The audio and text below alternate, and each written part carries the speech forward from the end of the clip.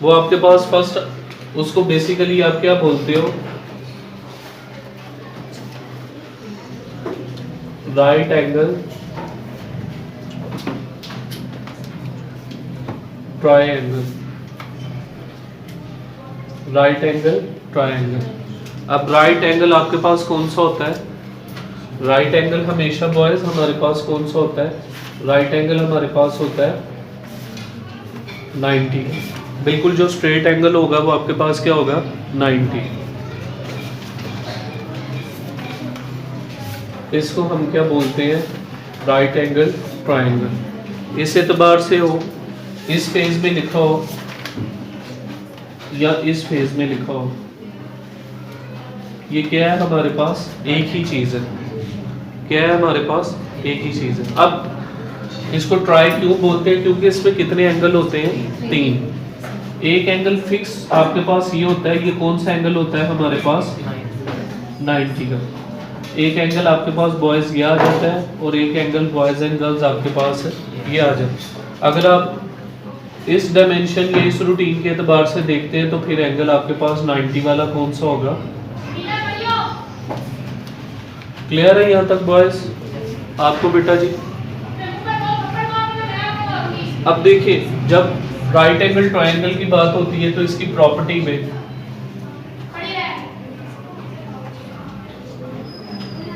इसकी प्रॉपर्टीज में सबसे पहले हमारे पास राइट एंगल आता है।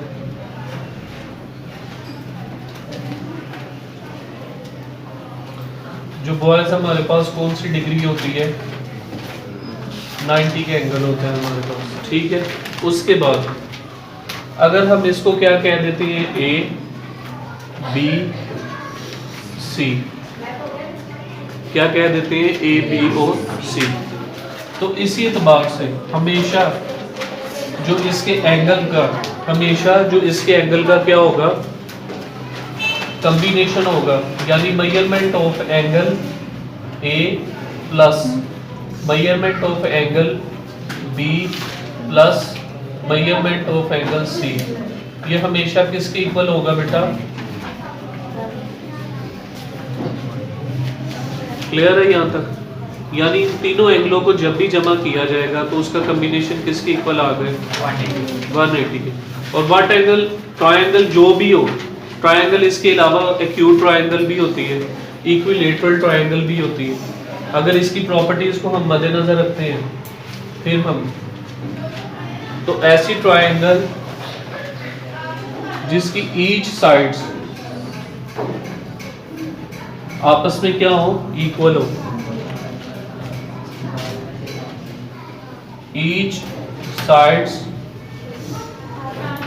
आर इक्वल, तो ये आपके पास कौन सी बनेगी? Equilateral triangle. समझ आ रही है इस टॉपिक की कि नहीं आ रही है आप लोगों को? ये करवाना ज़रूरी है, इसीलिए बता रहा हूँ मैं आपको, ठीक है।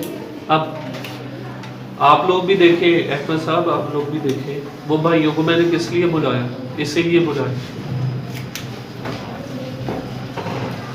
अब बॉयज, जब भी आप ट्रायंगल की बात, राइट एंगल ट्रायंगल हो या कोई भी हो, खास तौर पे जब राइट एंगल ट्रायंगल की बात होती है तो इसमें 3 हमारे पास जो है वो किताफत कह ले लाइंस जो है वो शो की जाती है। फर्स्ट ऑफ ऑल जब आप इसको लेते हो तो इसको हम क्या बोलेंगे बॉयज?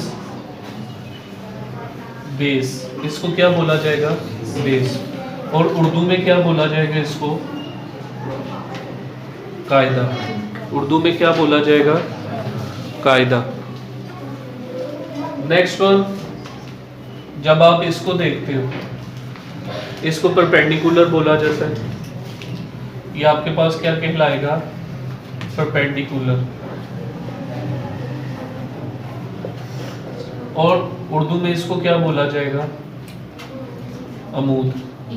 क्लियर है यहाँ तक? नेक्स्ट फर्दर आप इसकी बात करते हैं तो इसको हम क्या बोलेंगे? हाइपोटेनियस।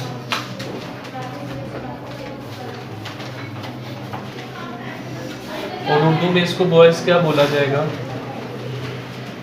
वितर। हम 3 ट्रिग्नोमेट्रिक रेशियोज निकालनी है। जैसे ट्रायंगल हमारे पास आती है, ये आ गई आपके पास, उससे इससे रिलेट कर के हमने 3 अपनी वैल्यूज निकाली। ठीक है, इन्होंने एक ही थ्योरम बता दिया, एक ही फार्मूला बता दिया। वो क्या था हमारे पास? Hypotenuse square is equal to no, यानी वितर का मुरब्बा बराबर है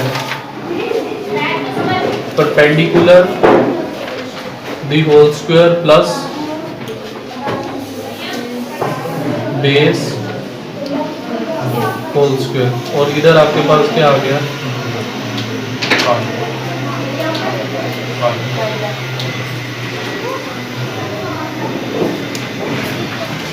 परपेंडिकुलर की वैल्यू निकालनी है, तो ये इधर आके क्या हो गया? यानी हमने किसकी वैल्यू निकालनी है? परपेंडिकुलर की।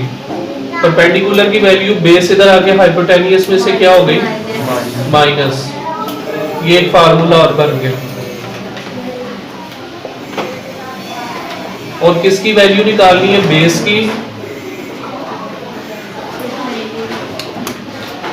तो बॉयज आपके पास यही परपेंडिकुलर उधर जाके किसमें से माइनस हो गया?